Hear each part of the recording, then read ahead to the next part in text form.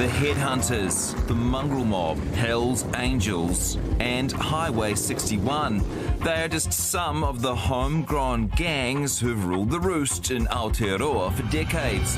But investigative reporter Jared Savage argues Australian imports, like the Mongols and Comancheros, have brought a slicker, more professional edge. And with it, more drugs, shootings, and corruption. In his new book, Gangster's Paradise, Jared puts the stark growth in organised crime down to the arrival of thousands of 501 deportees from Australia. It's pretty bleak news, so is there a way to turn it around? Please welcome Jared Savage, author of the book. Welcome. Your last book was a huge success. Has much changed in the 3 years since then? Yeah, so the first book was about the evolution of organised crime in New Zealand over the past 20 years. This one is more about the escalation that we've seen since then.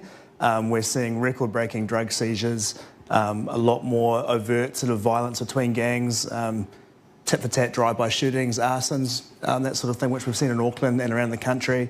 And as well, a bit of, there's an increasing sort of insidious corruption as well within our ports and our airports as gangs and other organised crime groups try and get drugs into the country.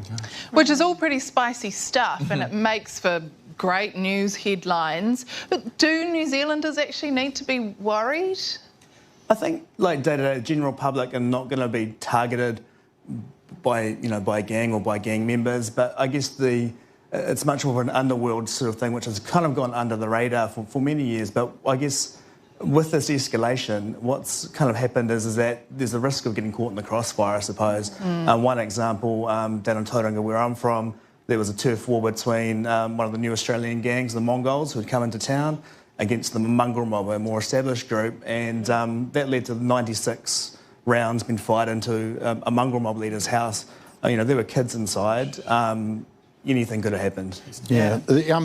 Of the 2,501 deportees from Australia, have they all gone into gangs, or have they found other things to do? Is that the problem? Among the 501s who have come back, there's a smaller subset who are established senior gang members from Australia. Those are the ones that I would say are the influential members of that group. The problem for the other 501s is that they've come over here, no friends, no family, no job. Of course, that leads to an increase in recruitment to motorcycle gangs. And what's the difference? Like, you talk about the Mongols versus the Mongrel Mob. What are the kind of key differences that Australians are bringing in here? Well, they've come over with very established international organised crime links, so it's not just them turning up. They've got a vast network around the world, access to drugs mainly, and so we've seen that very clearly. Much larger importations of drugs in the last few years. 20 years ago, a kilogram of meth was a big deal for the police.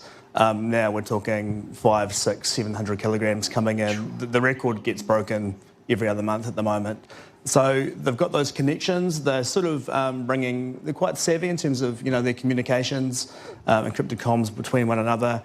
Makes it harder for the police to target them. But of course, what's that done with the established groups that are here is that they've upped their game now as well. So that's the escalation as well. Well, what do you do about it? You'd see political party promises. National wants to remove gang patches, stop them associating together in public places. Is that going to help? What's interesting is that all the political parties have come out with a tough on crime, tough on gang sort of mantra. And I do think we need more enforcement. I think we're very good at sort of targeting the organised crime level, the upper echelon. It's probably the more disorganised crime that probably needs to be targeted. Your gang convoys and your sort of brawls and things like that. That's a resourcing issue for the police. If you look about it, if gangs are eliminated completely in a utopian world, there's still going to be the problem of young men from impoverished backgrounds that need something to fill their lives, a void in their lives, whether it's in the old days that would have been sports teams, church groups. More complicated and harder to fix is what you're saying, That's I think. Right. Yeah. I will say you're not as funny as the Top Twins. Great work on the book though, Jared. Are you a night cleaner, Jared? Gangster's Paradise is the book. It's on sale now, and please thank Jared Savage.